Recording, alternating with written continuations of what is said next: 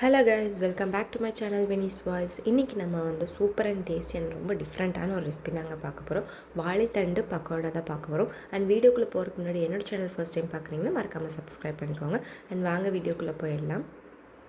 First வாழைத்தண்டு இந்த மாதிரி குட்டி குட்டியாக நறுக்கி வச்சுக்கோங்க. அந்த நறுக்கி வச்சுருக்க வாழைத்தண்டை ஒரு மிக்ஸி ஜாருக்கு மாற்றி அதை இந்த மாதிரி நைஸாக அரைச்சி வச்சுக்கோங்க.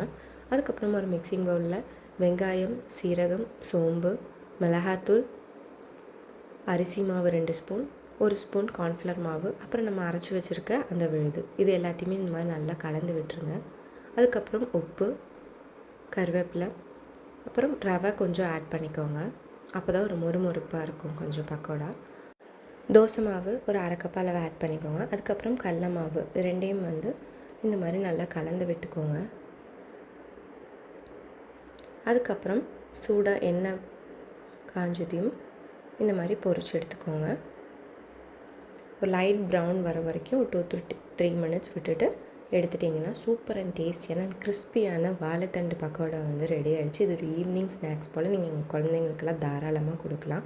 அண்ட் இந்த மாதிரி மோர் வீடியோஸ்க்கு என்னோடய சேனலை மறக்காமல் சப்ஸ்கிரைப் பண்ணிக்கோங்க. அண்ட் பக்கத்தில் இருக்க பெல் ஐக்கானை ப்ரெஸ் பண்ணால் தான் நான் போடுற வீடியோஸோட நோட்டிஃபிகேஷன்ஸ் உங்களுக்கு கிடைக்கும். And see you, bye.